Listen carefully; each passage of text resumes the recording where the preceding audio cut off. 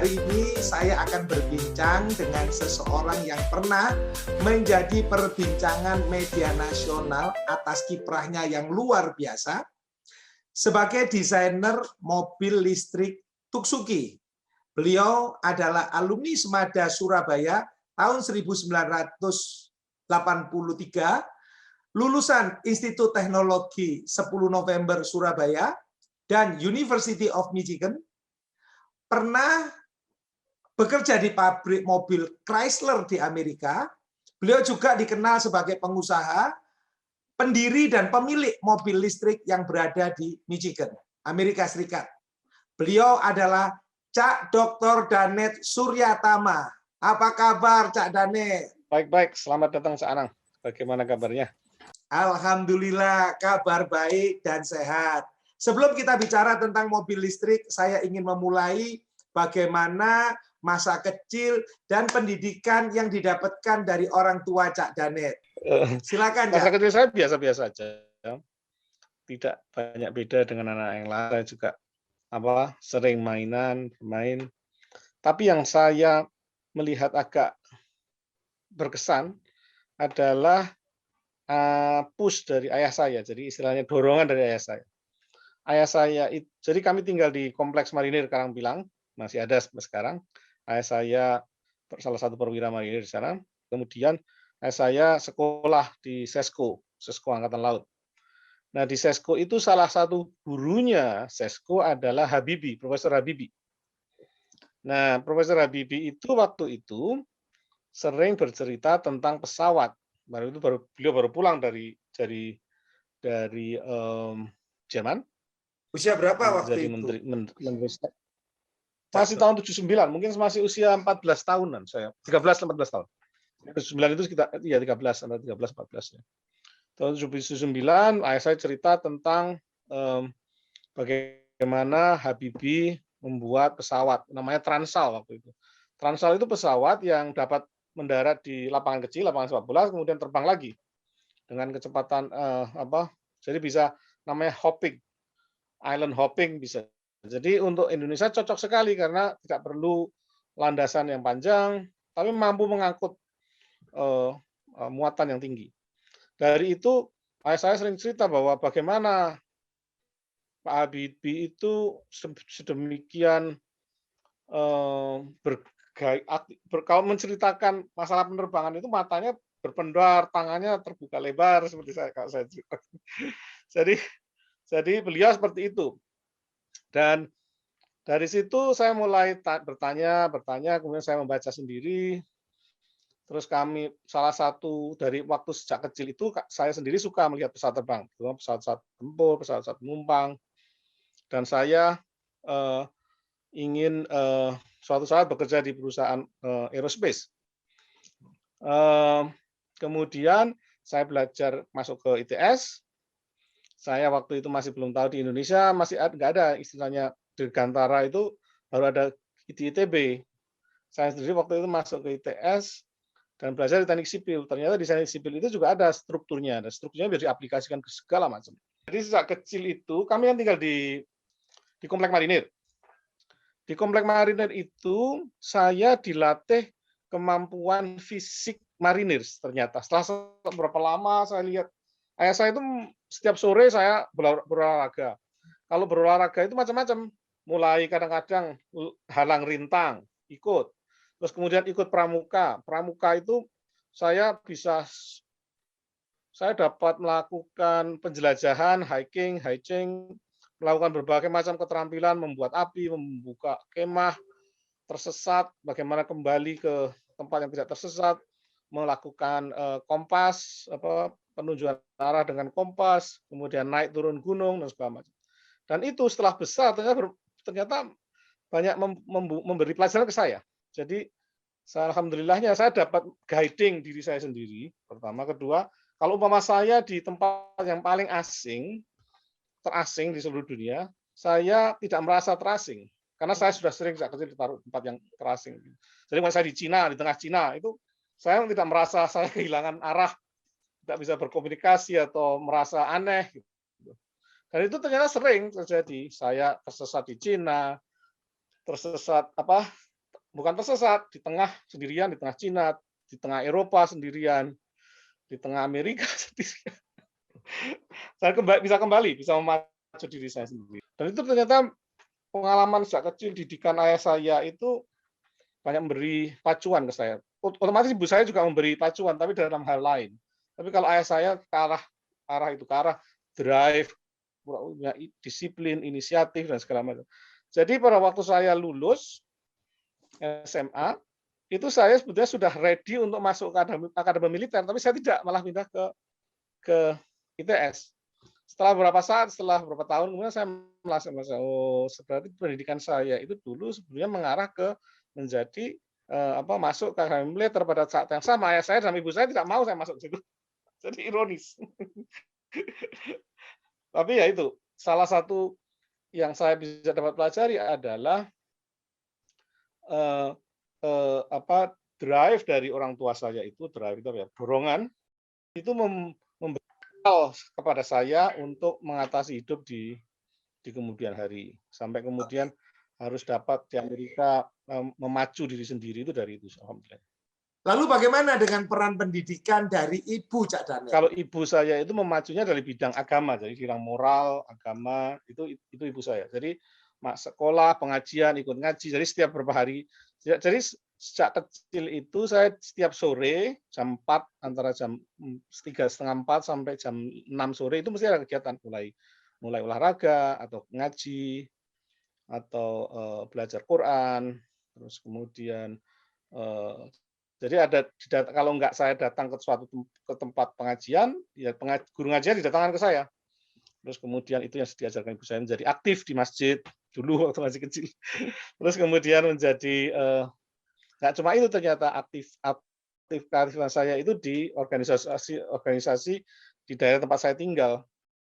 Terus itu berlanjut pula sampai saya jadi SMA mungkin saya masih aktif, nggak terlalu, tapi di ITS saya aktif di extracurricular activities. Terus kemudian setelah saya ke University of Michigan di Ann Arbor di Amerika, itu keaktifan saya malah di bidang kemanusiaan. Mengapa Cak Danet lebih memilih mengembangkan mobil listrik? Saya selalu berusaha mengantisipasi apa yang terjadi dalam masyarakat, apa yang harus kita perbuat sekarang. Jadi masalah utama di seluruh dunia adalah saat ini, kita sadar atau tidak sadar, mau atau tidak mau, adalah masalah global warming, masalah climate change. Climate change itu masalah besar. Jadi masalahnya seperti ini. Kalau kita tidak dapat mengurangi pertambahan temperatur di bawah 1,5 derajat dalam waktu 10 tahun ini, 2000 sampai 2030 lah, itu akan terjadi banyak destruksi di alam ini. 1,5, 2 cm loh ya, 2 Celcius, nggak banyak. Masalah utama seperti ini, banyak akan terjadi pelelehan air di es, kutub. Otomatis daerah-daerah yang daerah di pantai air laut akan naik. Air laut akan naik, itu menjadikan penggenangan. Akan mengakibatkan banyak masalah, banyak kota yang akan hilang. Kedua, kalau temperatur naik, itu adalah masalah dengan binatang. Binatang itu nggak seperti manusia, dia hidup di suatu tempat yang optimum untuk kehidupannya. Mereka akan berusaha naik ke tempat atau pindah. Kalau tidak dapat pindah, binatang atau tumbuhan itu akan punah. Dan sekarang ini kepunahan itu sekitar berapa ratus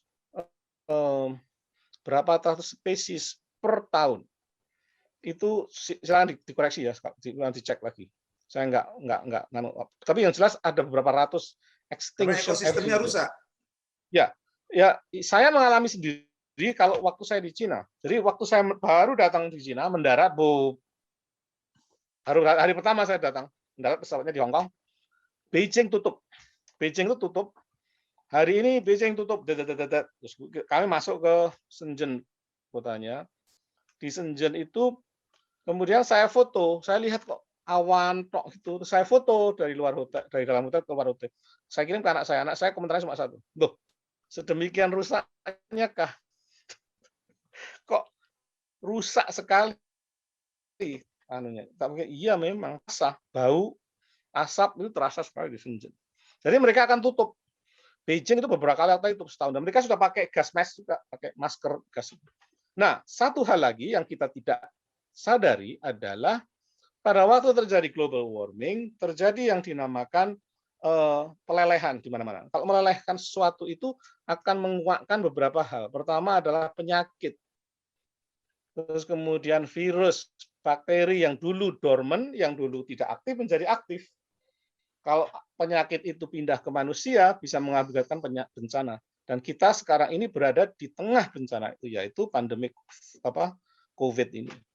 Pandemi COVID itu adalah, kalau kita mau berpikir secara agak komprehensif, agak secara lengkap, itu adalah masalah yang direct result dari terjadinya global warming atau indirect result dari climate change tadi.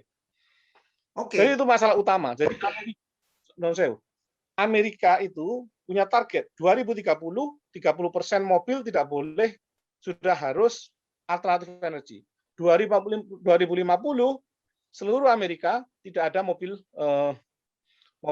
biasa. Di Cina 2040 atau 2045, 2050 juga sama, tidak akan ada. Eropa juga sama. Nah, pertanyaannya cuma satu saya akan saya lakukan ke adik-adik sekalian, yaitu bahwa kita sebagai bangsa Indonesia akan mau menjadi penonton saja atau mau ikut sebagai pemain. Kalau kita tidak mau partisipasi aktif dalam hal ini, kita akan menjadi penonton. Kalau penonton itu nanti akan jadi apa? Pasar. Kalau kita menjadi pasar saja, kita tidak, ekonomi kita menurun, kemampuan masyarakat rendah, dan tidak akan terjadi dinamakan penumbuhan ekonomi, penumbuhan teknologi dan segala macam. Jadi itu tujuan itu salah satu masalah utama yang salah saya pikir. Nah, ini yang menarik, Cak Danet.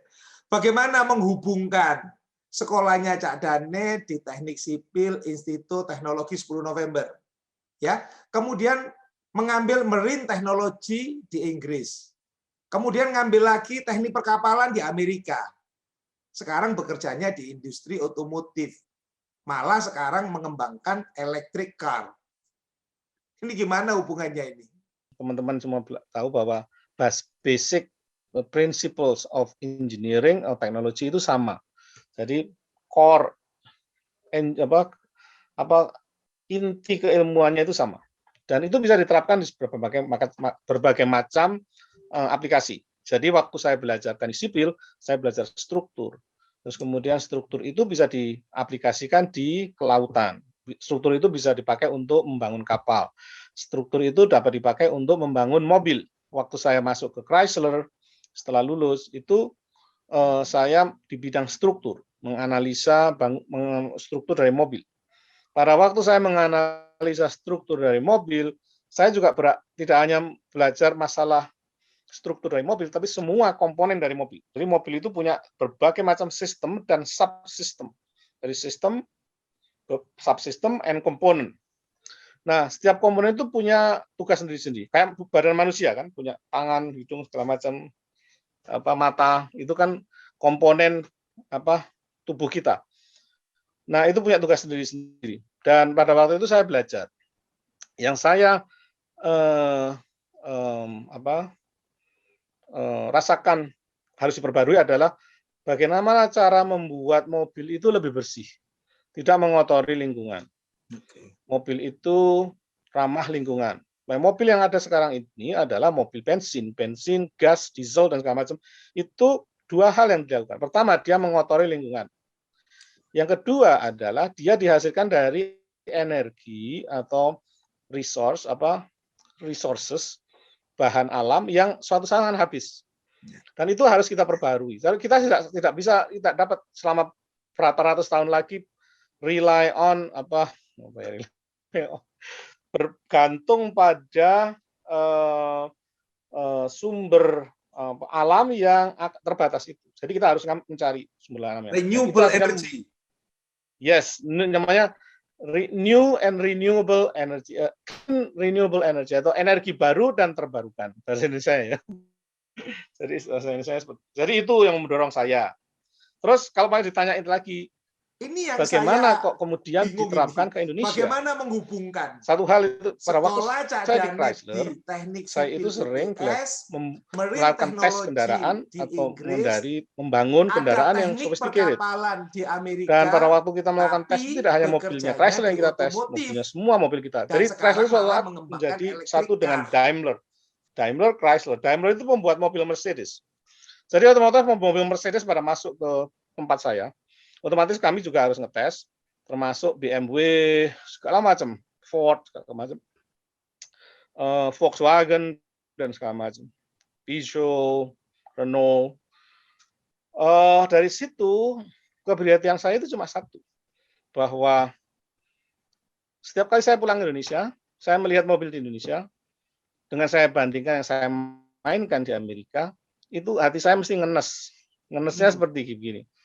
Mobil elek kayak gitu, menurut saya nggak mengenyek ini, tapi mobil yang ada di Indonesia itu adalah third rate mobil yang kita bisa lakukan, kita bisa perbarui dan segala macam. Tapi di Indonesia harganya mahal. Kok bangsaku kok mesti dibujui, ditipu habis-habisan seperti all the time. Itu yang membuat saya. Mengapa tahun 2012 itu, jadi 2008 itu di Amerika dari equity company habis-habisan. 2008 saya harus keluar, dapat bukan saya disuruh keluar, saya minta mundurkan diri, dapat mobil dan segala macam. Saya menjadi konsultan sampai 2008 sampai 2012 itu saya dikonsultan. Jadi konsultannya Chrysler juga membangun mobil listrik. Jadi konsultannya Fisker Karma membangun mobil listrik. Akhirnya 2012 itu kami dengan beberapa orang, termasuk istri saya, membangun mobil sendiri. Namanya Elektrika. Nah, yang kami lakukan dalam waktu itu di Indonesia, kami membangun itu 2012, membangun mobil elektrik itu. Tesla pada waktu itu baru 2008 mengeluarkan mobilnya. Kami 2012 mengeluarkan mobil prototipe awal itu. Tukusi itu. Tukusi itu ya. Jadi beda antara Tesla dengan kami itu cuma 4 tahun waktu itu. Tapi Tesla dapat dukungan dari pemerintah Amerika, dapat berbagai macam fasilitas juga. Terus kemudian Tesla itu juga berbagai macam hal. Dia dapat venture capital dan segala macam. Jumlahnya yang dimasukkan Tesla itu Pak, 2 billion. Waktu itu sudah 2 billion USD. Tinggal dikonversikan Pak, 2 billion USD dengan berapa ratus triliun rupiah. Yang kami lakukan waktu itu cuma spend, kata-katanya Indonesia, 3 miliar rupiah. Kalau dikursuskan dengan dolar waktu itu cuma sekitar 280 ribu US dollar. Tidak ada million. Kabeh orang sudah ribut dan segala macam. Mobilnya dijadiin ini, mobilnya. Yang mereka lupakan adalah satu hal, bahwa kalau electric car yang di Indonesia itu gagal, we will never ever become a car manufacturer in Indonesia. Never. Gaikindo, non saya Pak Budi. Wah, Gaikindo all over me waktu itu juga salah satu. Gaikindo tidak suka saya menjadi memasukkan electric vehicles ke Indonesia. Saya dipecel di Gaikindo juga. Belum termasuk beberapa orang, Departemen Perindustrian Indonesia yang mengeluarkan LCGC. Terus kemudian berapa lagi? Bahan mobilnya itu menjadikan bahan olok-olok di nasional. I feel very sad. Ya, setelah kecelakaan itu kan? Setelah kecelakaan. Banyak celaan. Ya, jadi istilahnya Indonesia kan suka sensasi nonsense. Bullying, nonsense. Tidak berpikir bahwa ini untuk jangka panjang, tak tunjukin kenapa seperti itu. Jangka panjang itu sangat berarti untuk bangsa Indonesia. Karena begini, begitu mereka macam-macam dengan Indonesia, saya pikir, prekerek, I'm out. Kami pindah ke Cina.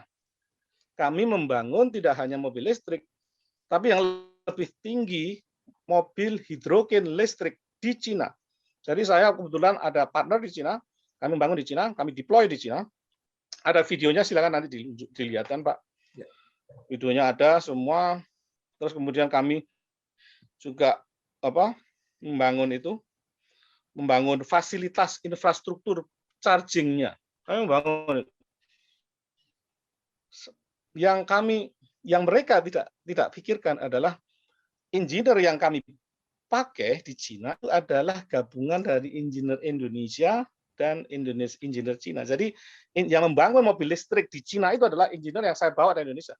Jadi setiap tahun sampai sekarang itu kami rolling, berputar engineer-nya. Berangkat dari Indonesia, berapa minggu, berapa bulan kembali Indonesia, balik lagi Cina, balik Indonesia. Kemudian saya pulang pergi Amerika, Cina, mengontrol dan segala macam. Terus kemudian di Cina mereka bekerja sama dengan engineer Cina, mereka ngajari engineer Cina. Kalau sekarang kebanyakan orang Cina masuk, teknologi yang masuk Indonesia, kami kebalik. Engineer kami bawa ke Cina, Indonesia untuk menunjukkan bahwa Indonesia itu mampu sebetulnya. Bangsa Indonesia itu mampu. Bangsa Indonesia mampu itu dari mereka, contohnya. Kenapa kok tidak mendirikan aja di Indonesia?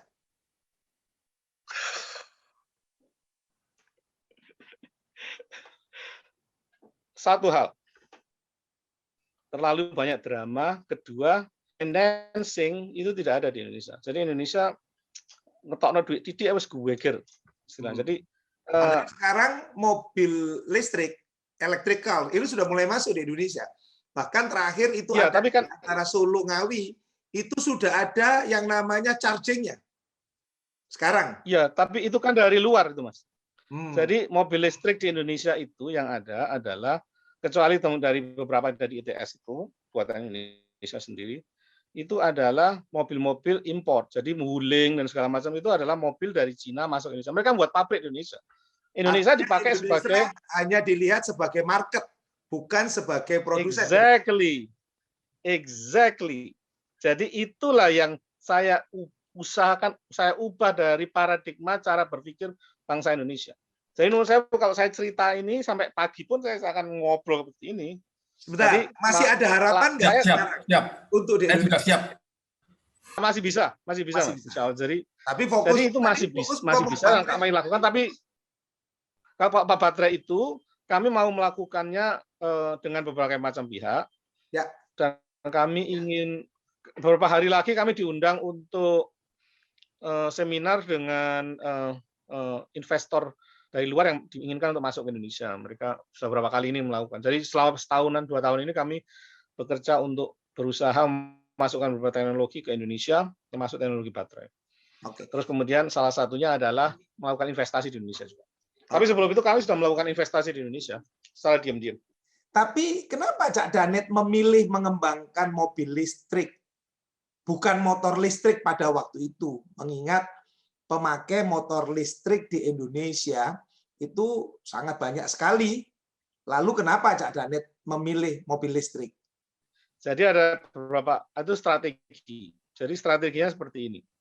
Pada waktu kita melakukan branding, yang kami lakukan pertama adalah branding dengan mobil yang eksotik. Dengan cara itu, kalau antara saya kan dari lulusan Chrysler, beda antara Chrysler dengan Daimler. Dua-dua pengen dari satu perusahaan, Daimler, Chrysler. Mobilnya sama, dalamnya sama. Tapi mobilnya Daimler itu harganya 20.000 USD lebih mahal daripada mobilnya. Kok Chrysler mahalkan mobilnya nggak pernah laku, mobil murah kok. Daimler mobilnya mesti biasa, anunya bagus gitu. Nah, itu Daimler. Mercedes-Benz, orang juga sama, prinsipnya seperti itu. Pertama, kedua adalah kami ingin menunjukkan bahwa bangsa Indonesia mampu melakukan rancang bangun yang sophisticated, complicated.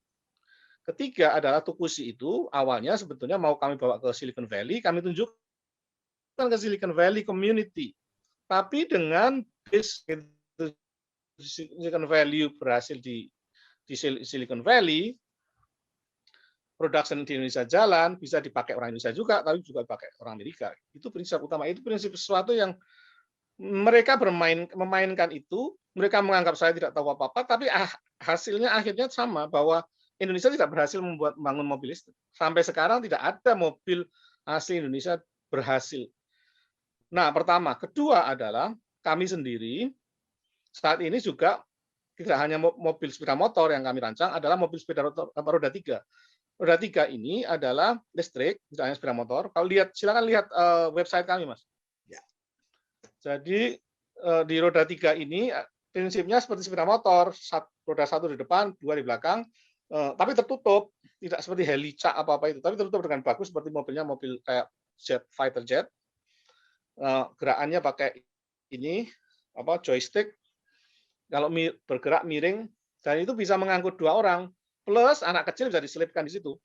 Ini kenapa saya melakukan itu, karena setiap saya pulang ke Indonesia atau ke Cina, saya prihatin kalau melihat tabrakan sepeda motor. Di Indonesia tabrakan sepeda motor dengan ibu dan anak, waduh, ya. Kalau saya lihat itu ngenes untuk menghindari itu. Monggo. Ya, bagaimana kesiapan negara Indonesia dalam pengembangan mobil listrik? Indonesia itu menurut saya nuwun sewu belum siap mengaplikasikan mobil listrik. Ya. Kenapa? Karena rumah di Indonesia itu voltasenya, wattage-nya, powernya paling pol 2000-3000 watt. Rata-rata kan 2000-3000 rata-rata. Ya.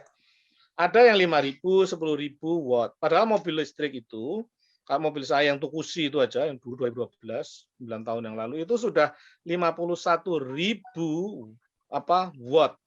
Sekarang kalau rumahnya total 5.000 watt, nah ngecas baterai itu berapa lama pertama? Kedua adalah kalau ngecas baterai 51.000 watt, lah nggak melakukan kegiatan yang lain, lampu lah mati.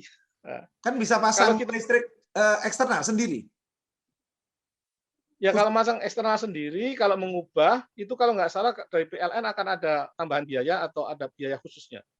Saya kurang tahu. Atau kalau pakai token saya nggak tahu sistemnya seperti apa. Kalau dari umpama awalnya cuma bisa nyedotnya 2.000, 3.000, tahu-tahu harus nyedot 10.000. Itu masalah utama. Kedua adalah charging point. Itu kan charging di rumah. Kalau di Amerika itu mobil listrik, orang yang punya mobil listrik punya charger di rumah. Ngedote piro ya bayar piro itu. Sekarang kalau berapa juta orang melakukan permintaan ke PLN, apakah PLN dapat mengabulkan permintaan, mengubah, menambah tokennya? Ya. Saya nggak tahu kesiapan. Artinya itu juga masih jadi kendala untuk perkembangan mobil listrik di Indonesia. Oke. Infrastruktur. Silakan tanya. Oke. Saya kenal beberapa pejabat tinggi PLN, tapi jadi mungkin itu dapat menjadi input untuk beberapa direksi PLN bahwa kendala utama itu di situ. Bukan masalah membangun mobil listrik. Di Cina ada berapa ratusan mobil listrik, pembuat mobil listrik. Ya. Tapi karena mereka bisa ngecasnya di rumah dengan mudah, banyak orang beli mobil listrik. Kalau nggak bisa, nggak bisa. Kalau di Indonesia kesulitan untuk ngecas di rumah, kita nggak bisa mengandalkan charging di tempat umum. Karena sekarang kalau umpama di Jakarta ada 20 juta mobil, semua mobil listrik. Terus ada berapa ribu charging station di Jakarta. Antri semua lah. Itu satu hal lagi yang harus didiskusikan adalah sekarang ngecas yang 51 kW mobil sekitar Mief apa itu enggak 9 jam Mas, setengah jam. Oh, sekarang sudah setengah jam teknologinya. Enggak cuma setengah jam, kadang-kadang 15 menit. Jadi kemarin saya diminta itu adalah 15 menit ngecas 100 kW. 100 kWh, jadi 2 kali Tukusi, itu di-charge dalam waktu 15 menit. Bayangkan berapa besar energi daya listrik yang harus dimasukkan ke situ. Ya. Itu kita dapat mau. Jadi aslinya itulah kendala utama dari mobil listrik. Kalau yang rumahan itu 9 jam, 8-9 jam. Ya, makanya slow mereka. Istilahnya slow, itu mungkin sekitar buat dayanya mungkin 5.000 atau antara 5.000 10.000. Kurang. Mungkin cuma 3.000-an. Padahal kalau itu sekarang dayanya itu 100.000 watt. Cak Dhani bisa cerita lebih dalam ini. Bagaimana bahan bakar hidrogen itu? Jadi seperti ini. Kalau hidrogen itu keuntungannya adalah dapat diisi seperti mobil bensin biasa. Ya. Silakan lihat di video saya, di video kami itu insinyurnya orang Indonesia, itu orang Jogja yang ngecas itu. Nah, itu bisa nggak cuma berapa ribu kilometer, bisa berapa ribu, jadi 1.200 kilometer sekali ngisi. Dan ngisinya pun cuma 20 menit, 30 menit, nggak sampai mungkin malah lebih cepat. Masalah utama adalah 2. Pertama adalah infrastruktur. Siapa yang dapat membangun tempat-tempat pengisian. Pada waktu kami di Cina, kami deploy ke klien kami itu tidak hanya mobil hidrogen yang kami kasihkan, tapi juga membangun tempat pengisiannya. Jadi mana membangun tempat pengisian hidrogennya itu. Yang kedua adalah bagaimana membuat hidrogen itu sendiri. Nah, hidrogen itu adalah kalau dibuat dari air dengan metode yang dinamakan elektrolisa, itu dengan dayanya dari matahari, itu akan menghasilkan energi yang paling ramah lingkungan. Dan itu yang sedang ditarget oleh Amerika dan Cina. Mereka besar-besaran. Kalau kita ngomong Amerika, itu adalah salah satu pesertanya adalah kami. Karena kami Electricar itu adalah perusahaan Amerika. Kami boleh melakukan bidding ke perusahaan Department of Defense, dan kami selama ini menjadi suppliernya Department of Defense of US Department of Defense. Kalau Cina itu kami juga salah satu partnernya karena kami deploy mobil-mobil kami di Cina. Jadi istilahnya kalau kita dapat membuat hidrogen itu dibuat dari 3 macam: hidrogen merah, hidrogen kotor, gray hydrogen, blue hydrogen, and green hydrogen. Gray hydrogen itu dari heat reforming dari gas alam atau bensin. Kalau blue itu kalau nggak salah dari gas alam, tapi kemudian dilakukan yang namakan carbon capture. Karbon yang keluar CO2-nya di-capture lagi. Kalau yang green itu dari air yang dielektrolisa dengan tenaga matahari. Indonesia tidak mampu membuat itu. Dan itu harus dijadikan proyek yang sebagai proyek jangka panjang bagi masyarakat, terutama adik-adik yang sekarang merupakan Gen Z, Gen Alpha, Gen Y. That is your task. Kita sudah melakukan insya Allah kami membuatnya. Kalau ada yang tertarik, kami bisa deploy mobil listrik kami di Indonesia menjadi mobil antar kota, bus antar kota, atau bus airport dan segala macam. Dan itu sangat ramah lingkungan, sangat ramah lingkungan. Dan digabung dengan mobil listrik, jadi mobil hidrogen itu sebenarnya mobil listrik, cuma listriknya berasal dari hidrogen. Kalau mobil yang dinamakan mobil listrik itu kan listriknya berasal dari baterai yang dicas. Tapi kalau mobil hidrogen itu dari tenaga hidrogen jadi listrik ya. Silakan, Pak. Mengenai kendala, bagaimana dengan knowledge orang Indonesia? Apakah juga menjadi kendala dalam after sales dari mobil listrik? No, kalau Indonesia itu adalah bangsa yang suka ingin tahu. Itu bukan omongan saya. Jadi teman saya itu orang Jepang, orang Jerman, orang Cina itu mesti kalau ngomongi orang Cina yang ngomongi A dari A sampai bawah mereka akan ya. Kalau orang Amerika diomongi A itu nanti gue di C A B C D E mereka melakukan F.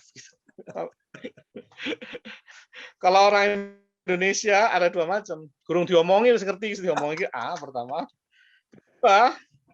Waktu diomongi A, gue ke DC gak garap. Tapi gak diomongi garap. Aneh kan? Istilahnya kadang-kadang melakukan negative pressure atau positive. Tapi satu hal lagi adalah kalau kita sebagai bangsa Indonesia, generasi muda di Indonesia, in the future, itu adalah jangan berpikir bahwa kita ini negara yang mempunyai berbagai macam resources. Resources itu akan hilang. Pertama. Kedua, jangan berpikir bahwa kita hanya bekerja di Indonesia. Jangan berpikir bahwa kita harus bekerja di Indonesia saja. No. Jadilah bangsa yang mau keluar. Bangsa Indonesia itu kelemahannya cuma satu, adalah jarang yang mau keluar negeri. Dengan berbagai macam cara. Orang India itu dibelani utang untuk bisa ke Amerika. Bayangin, dibelani utang dari India. Jadi orang India ke Indonesia itu kadang-kadang di Indonesia dia minjem uang dia ke Amerika, sekolah di Amerika, kok nanti hasil kerjanya dipakai untuk bayar utangnya itu. Satu hal, kalau banyak masyarakat Indonesia keluar negeri, bekerja di luar negeri, dan bahasa Indonesia itu banyak. Jadi di tempat saya itu ada kumpulan orang Indonesia yang bekerja di aerospace industry.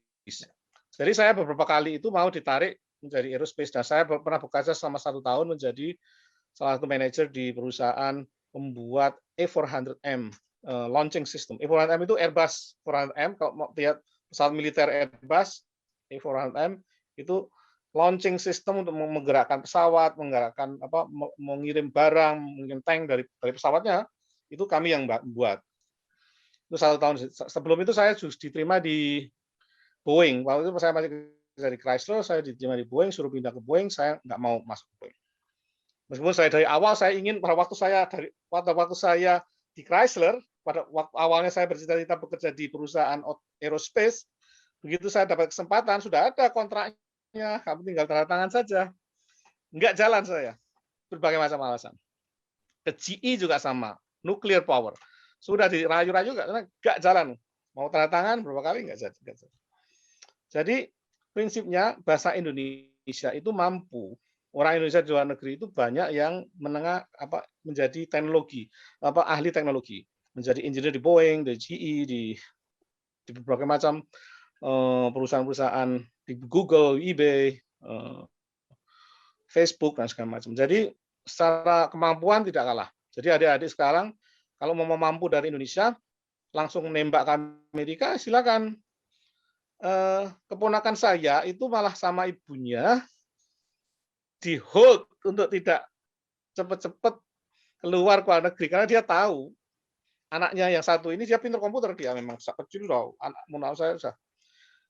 Begitu dia dapat kesempatan dia lewat sudah bye bye. Iya. Tapi yang jelas begini, bahasa Indonesia itu jangan memasung dirinya bekerja di Indonesia saja. Bekerjalah di semua tempat di seluruh dunia. Dan malah kalau saya sering diundang untuk memberikan, jadi setiap berapa bulan itu saya diminta untuk memberikan seminar di anak-anak perguruan tinggi. Saya ceritain, yang kami lakukan saat ini dengan hydrogen technology itu sebetulnya bukan untuk di dunia saja. Jadi prinsip utama adalah kita itu di Amerika terutama adalah drive ke Mars dengan berbagai macam teknologi, yang salah satu teknologinya adalah hydrogen technology. Jadi race to Mars itu sekarang masih ada dan sekarang lagi digencar-gencarkan. Jadi untuk generasi selanjutnya jangan hanya bermimpi bekerja di Amerika. Amerika cuma dekat, sekarang kita bisa zooming ke Amerika dan segala macam. Kita bermimpilah untuk membuat teknologi ke Mars. Dan ini saya pada waktu saya masih kecil, saya tadi cerita tentang Pak Habibie, saya lihat, Germany, so sophisticated, right? Bermimpi ke Germany atau ke Europe. Tapi zaman sekarang itu Amerika itu dekat. Kita bisa ngobrol pakai WhatsApp ke Amerika anytime. Zaman sekarang itu adalah cita-citanya tidak hanya ke Amerika tapi ke Mars. Dan itu yang ingin saya sampaikan ke adik-adik sekalian. Oke. Dan moga-moga orang tuanya juga mensupport itu. Nanti kerjasamanya sama alien. Menarik ini Cak Danet. Saya pengen tahu ini, bagaimana gambaran teknologi transportasi masa depan menurut Cak Danet? Sekarang itu tidak hanya mobil aja yang hidrogen atau listrik, tapi pesawat Airbus itu sudah membuat hidrogen listrik, sudah melakukan rancang bangun itu. Prototipe kami juga mengarah ke situ. Masih prototipe atau sudah ada? Sudah diaplikasikan? Jadi yang dilakukan, jadi yang kami lakukan itu kan yang dinamakan di Amerika. Jadi startup itu ada dua macam. Startup itu yang hanya membuat komputer, membuat Tokopedia atau Gojek, basisnya adalah app. Ada startup yang basisnya itu adalah deep technology. Deep technology, menarik. Ya, deep technology itu adalah yang kami geluti sekarang. Itu adalah merancang bangun teknologi, hardware and software. Tidak hanya software saja, tidak hanya app saja, tapi hardware and software. Deep technology. Dan deep technology itu salah satunya adalah membangun mobil listrik, mobil hidrogen, pesawat hidrogen listrik, pesawat listrik, kereta api hidrogen listrik, kapal hidrogen listrik atau kapal listrik, terus pesawat ruang angkasa listrik. Kalau pesawat ruang angkasa listrik itu sudah mulai dilakukan. Mulai dari pakai yang dinamakan ion propulsion system, plasma ion propulsion system, itu adalah listrik. Jadi listriknya itu menembakkan zion ke propulsionnya, zionnya ditembak lagi dengan gas apa lagi gitu, dan menghasilkan thrust. Thrust itu adalah dorong. Dorongnya kan kalau di ruang angkasa itu kan tidak ada hambatan udara. Jadi barang dikasih sedikit force, fisika ini. Kalau waktu diajar fisika, sama ibu fisika harus diperhatikan. This is very important. Push a little bit, tidak ada gaya gesek, itu kita akan menghasilkan travel, menghasilkan jarak jangkau yang panjang. Ya, daya dorong tinggi. Salah satu kegemaran saya dulu adalah fisika di SMA 2. Oh, guru fisikanya masih ingat, Cak Danet? Eni kalau nggak salah waktu itu. Kemudian saya juga tertarik dengan jadi mata pelajaran yang saya senangi adalah matematika, fisika, sama biologi.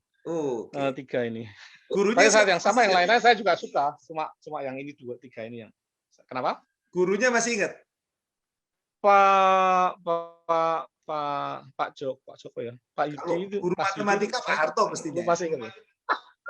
Pak Harto ya, Pak Harto matematika. Pak Harto matematika, terus kemudian Bu Eni fisika, terus biologi sama jadi. Kalau fisika suhunya ya Pak Harun toh. Pak Harun sama itu Bu Eni enggak. Kalau biologi. Biologi Bu Eni. Bu Eni. Ya. Jadi itu saya senengi. Oke. Terus satu lagi ini Pak bahasa Inggris. Guru bahasa Inggrisnya sama dulu. Pak Wirawan. Pak Tarjo. Masya Allah. Saya betul-betul salut dengan guru-guru SMA 2 mendorong kami. Jadi mutu pendidikan di SMA 2, istri saya SMA 5 ya. Jadi kalau saya ngomong SMA 2 harus agak pelan-pelan. Harus di-mute. Nanti saya jadi masalah gitu. Sisa saya SMA 5. SMA 2 itu zaman saya gurunya memang bagus-bagus, mutunya nomor 1 gitu. Dan alhamdulillah saya dapat dorongan bagus dari banyak guru. Pak Win kimia salah satunya juga. Jadi kadang-kadang itu saya sekarang itu kembali ke jadi otak-atik sesuatu itu kembali ke zaman SMA lagi. Bayangin. Satu hal lagi adalah begini. Kalau kita belajar itu yang kita pelajari, yang kita belajar itu nanti akan lebih banyak belajar setelah sekolah daripada pada waktu kita sekolah.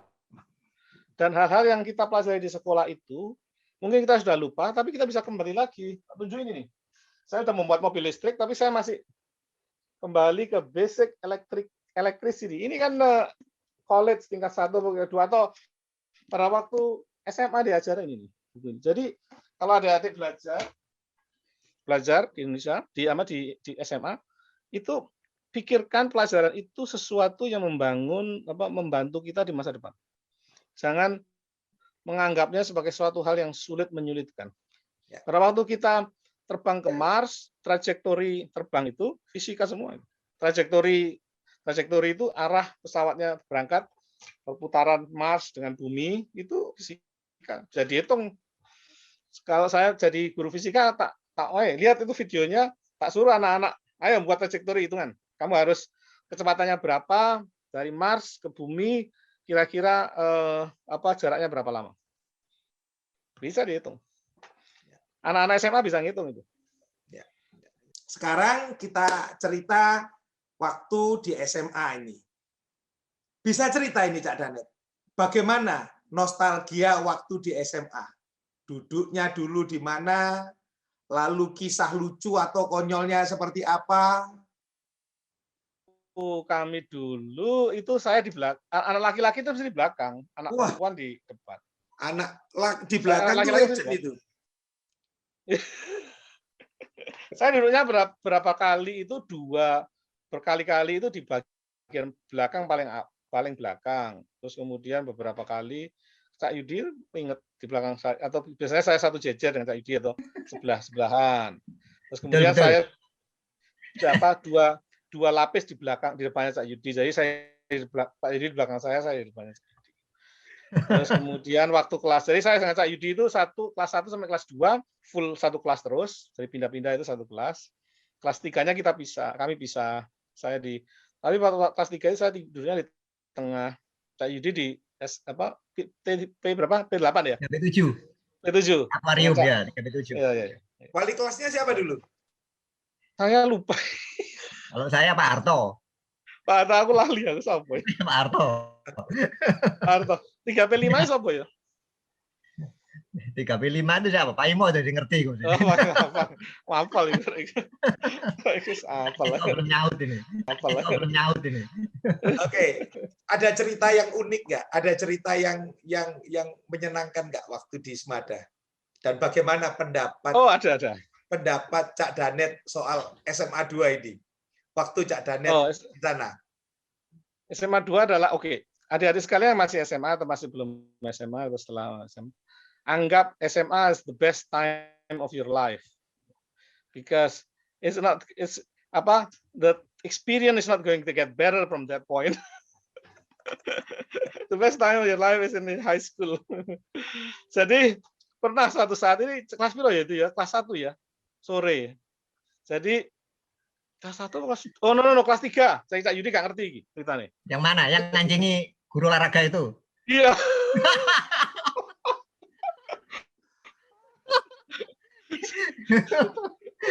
Jadi kelas telu itu. Ya kelas telu iku lah ya. Wong saya di yang loncat jendela itu? Sing ngancingi guru olahraga. Oh, oke. Oh, no.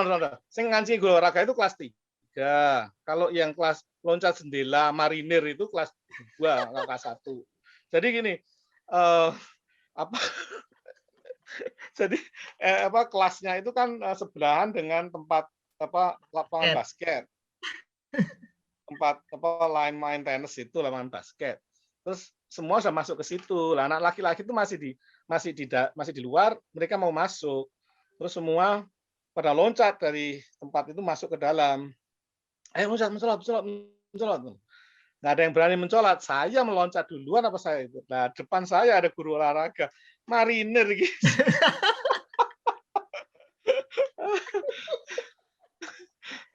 Guru Pak siapa itu ya Pak guru olahraga. Pak Jarno. Pak Jarno langsung marah. Saya diciwel lah Pak Jarno. Salam tuh Pak Jarno. Terima kasih atas ciwelannya. Terus kalau yang ngancingi bukan itu Pak Danet. Oh, yang ngancingi lagi-lagi itu gampang Pak. Jadi begini, yang ngancingi itu, sing ngancingi saya tahu anaknya, harusnya ngaku orangnya. Aku gak mau ngaku dia. Dia gak mau ngaku, tapi I know tuh. Guys.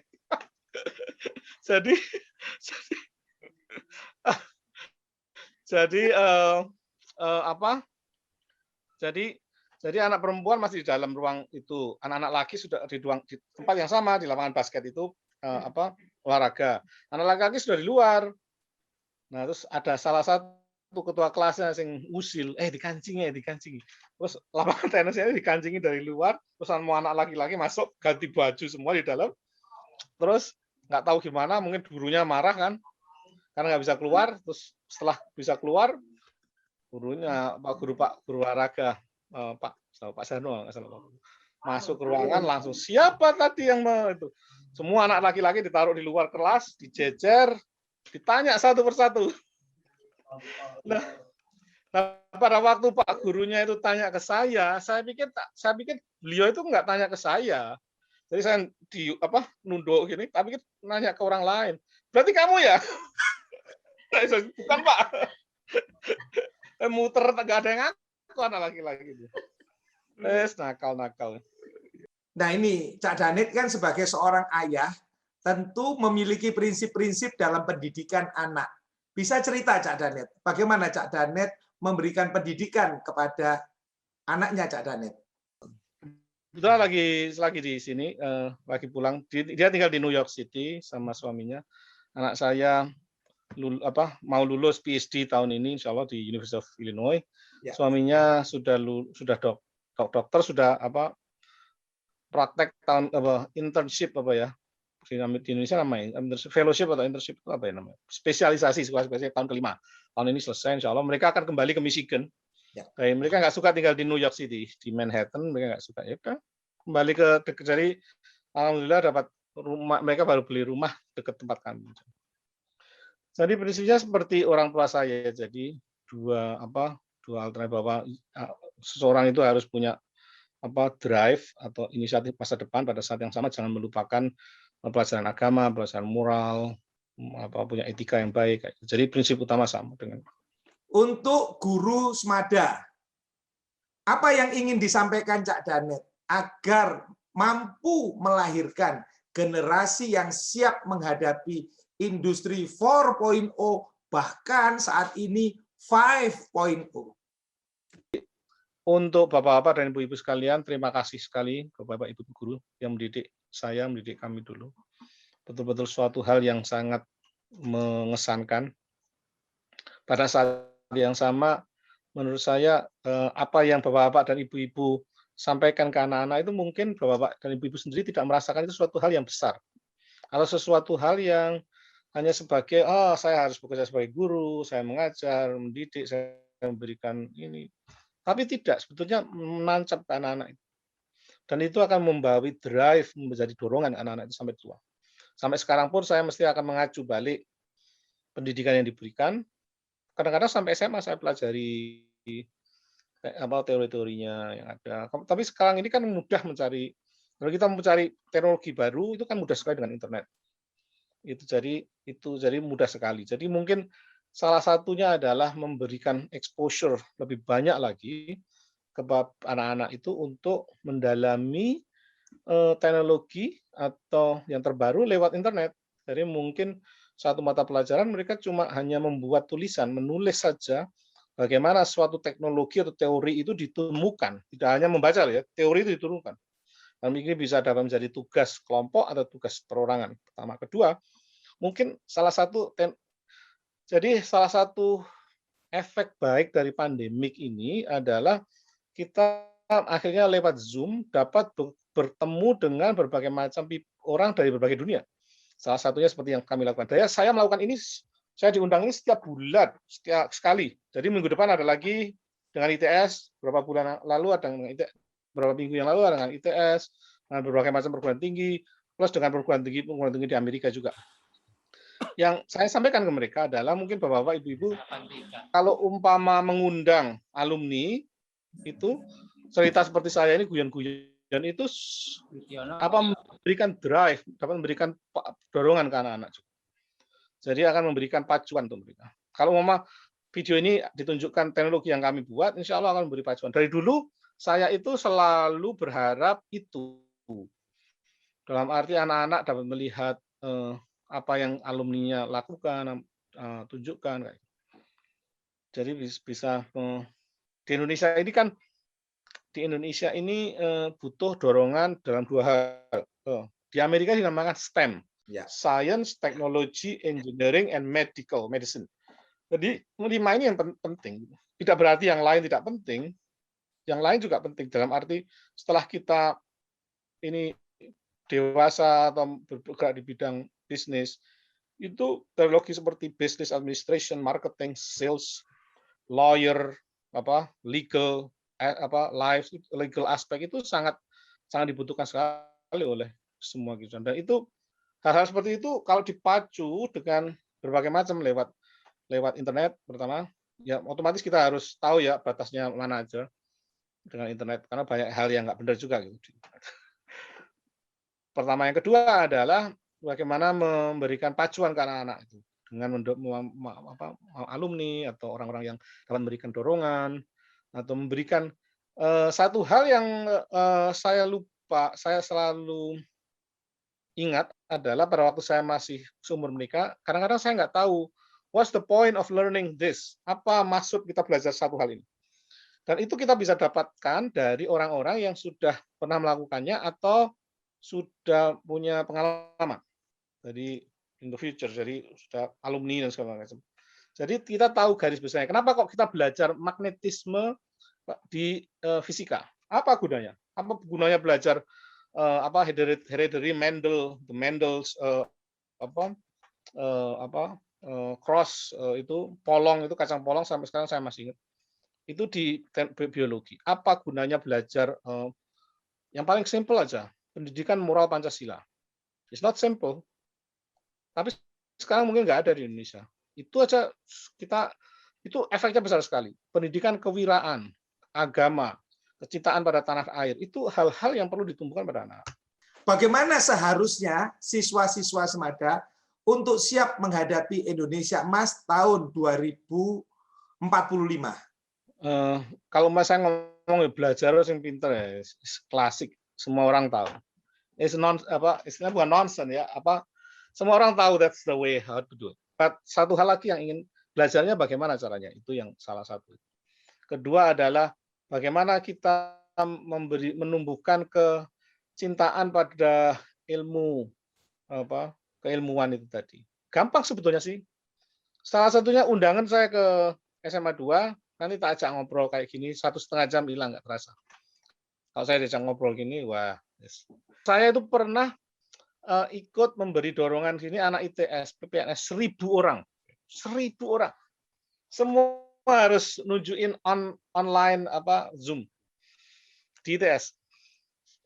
Jadi salah satunya adalah mungkin Semada dapat mengundang, apalagi sekarang musim seperti sekarang ini, mengundang alumni, ngajak ngobrol seperti yang dilakukan Cak Anang ini. Kalau dibuat live jauh lebih bagus. Apalagi orangnya suka ngomong kayak saya gini nih. Suka ngompori orang kayak gini. That's how to menumbuhkan kemampuan untuk belajar. The reason why I'm saying this is because I'm looking at the way Habibie is talking. Jadi kalau Habibie itu ngobrol, waduh, wah, sampai kita itu lihat sampai gitu. Saya jadi istilahnya memberi semangat. Dari situ akan memacu seseorang. I want to be like that. That's very important. Pada waktu kita seorang ngomong I want to be like that, I would be like that person. That is the highest drive. That's the real drive of somebody for someone. Jadi that is going to be the whipping rod yang mencambuk dalam Indonesia. Whoop. Oke, kita akhiri.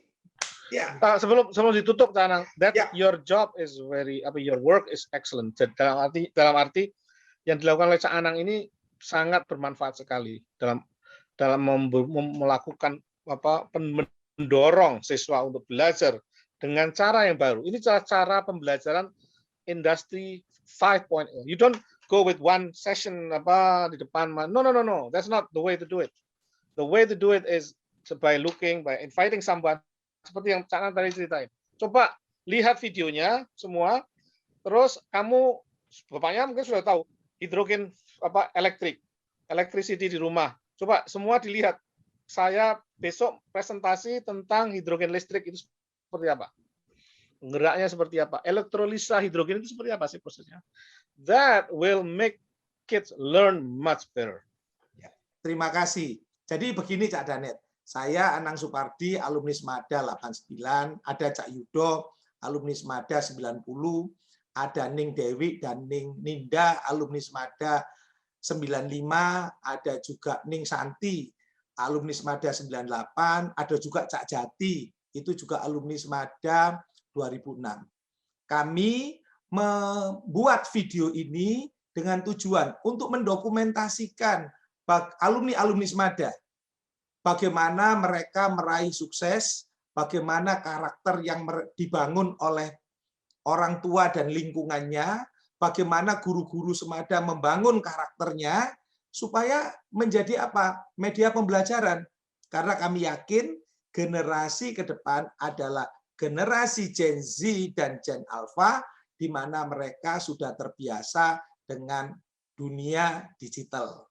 Dan ini bisa dipakai oleh guru-guru. Misalkan, coba pelajari bagaimana Cak Danet, coba dipelajari bagaimana Cak Mustaqim. Nah, ini memberikan alternatif pembelajaran. Sehingga siswa-siswa Semada ke depan siap menghadapi Indonesia Emas, lebih berkarakter dan lebih berprestasi. Terima kasih Cak Danet Suryatama.